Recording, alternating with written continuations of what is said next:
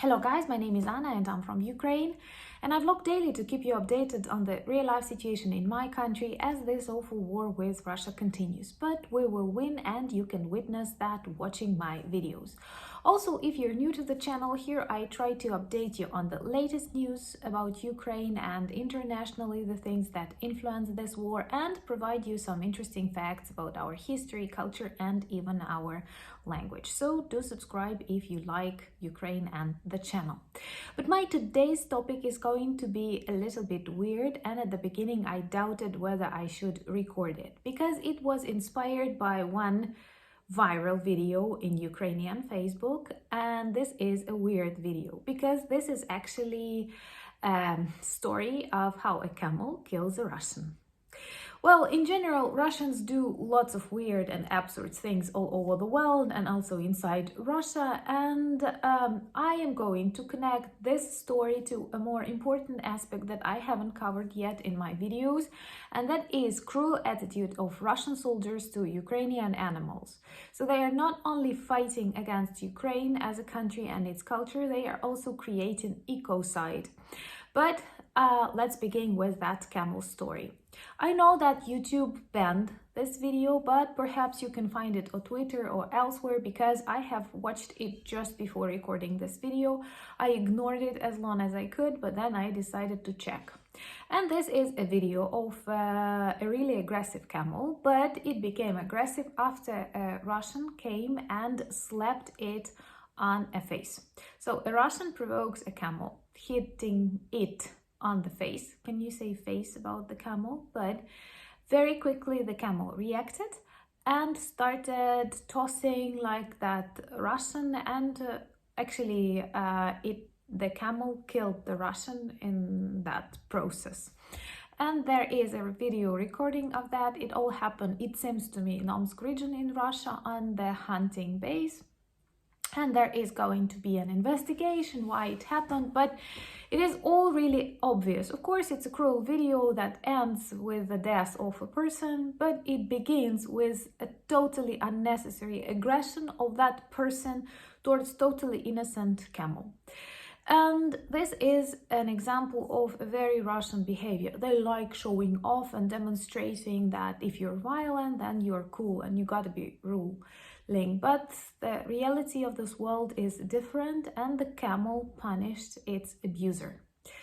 And what it made me think about is, of course, it goes without saying that this video is super popular in Ukraine. There are lots of memes about the camel, all in camouflage, like it's a new kind of weapon that Egypt is going to supply us with against Russians. But I want to focus on a different thing and to talk about this violence that Russians demonstrate not only towards Ukrainian, but also towards Ukrainian animals, if animals have nationality. In general, all these places that were temporarily occupied by Russians, they suffer serious ecological problems. For example, Zaporizhia atomic power station is mined all around, and according to Ukrainian media, dozens of wild animals like boars, like foxes, like rabbits have already blown up on these mines, because Ukrainian forests and woods traditionally were safe places for fauna, Ukrainian for animals, and they were traveling freely on their animal paths, and now these paths are mined by Russian orcs who are worse than animals, and I mean it when I say it. So there are dozens of wild animals who die because of that. Also, of course, it goes without saying that all of this machinery, all of these missiles, they extremely pollute the atmosphere, the soil, the river, and everything else. But let's forget about that, and these are like side effects of human fights. But there are also situations when Russian soldiers, when staying on a particular territory, demonstrate awful violence towards animals. For example, when they left Bucha and Irpin, apart from lots of human bodies, tortured human bodies, they've left lots of tortured animals. And I have seen these photos, and I'm not sure if I should like recall you the things that I saw, but these were like crucified dogs, or cows that were killed with their intestines out. And this is just the demonstration of human violent nature. I cannot say it's a human nature, it's like a beast nature. For example, in Kherson district, in many locations where Russian troops stayed, they were hanging hamsters. Like, I don't know, like first you gotta catch that hamster, then you have to hand that hamster. And there are lots of trees on which you can find like groups of hanging hamsters. What is also bad that many of these hamsters are from the red book, if you have it, like they are under protection. And like, guys, what are you doing? There are lots of animals that received burns and wounds from military actions, like from various missiles, bombs, and explosions. But there are also animals where Russians burn or cut their symbols, their truly Nazi symbols like Z and V. And I don't know what do they want to demonstrate with that. I'm sure you have seen lots of beautiful photos that demonstrate the liberation of these territories and how Ukrainian armed forces take care of the animals just on country.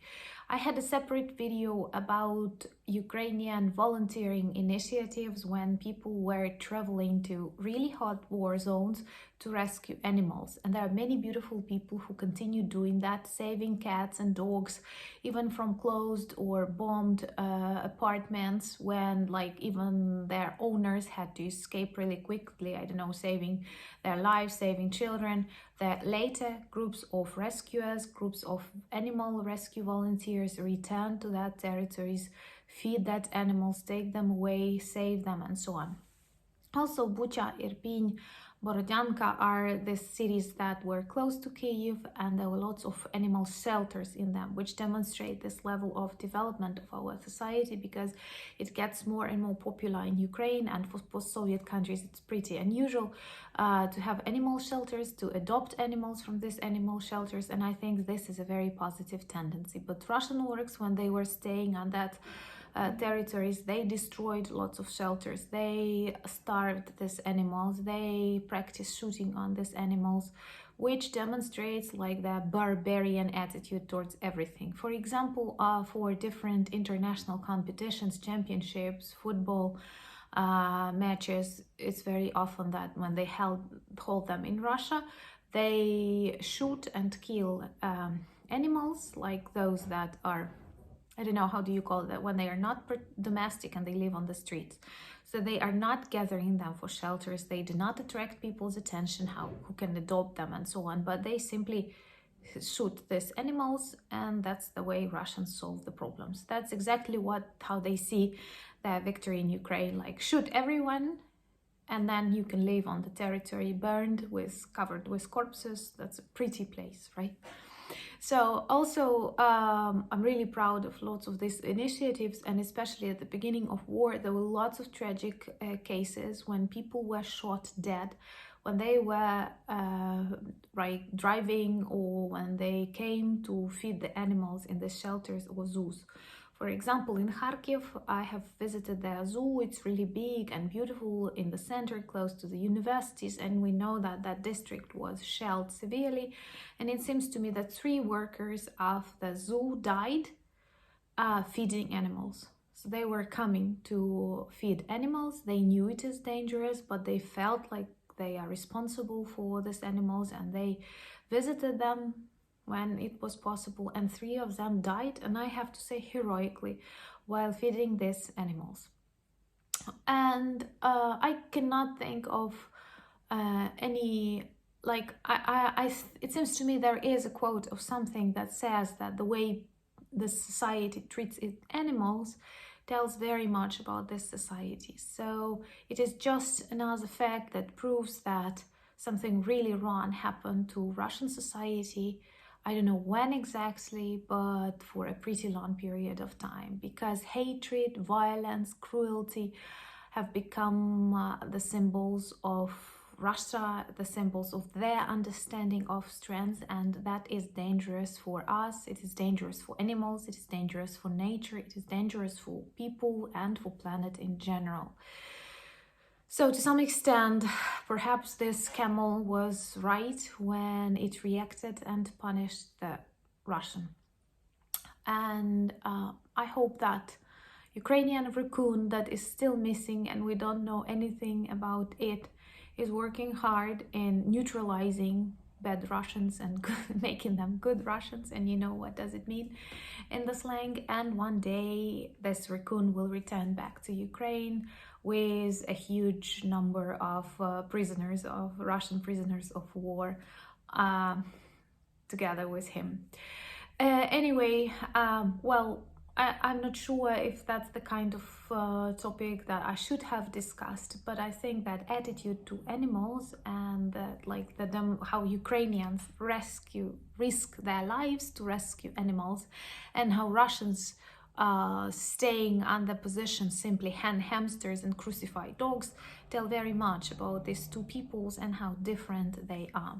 And I am grateful for your support and the subscriptions, and if you share my videos on Facebook, Twitter or whenever. And also, most importantly, I'm grateful for the support that you demonstrate to Ukraine as we approach this first really bad anniversary of this war. Thank you for buying me coffees. Thank you for becoming my patrons. Introduce yourself to our project Soviet Myths Debunked, and Slava Ukraini!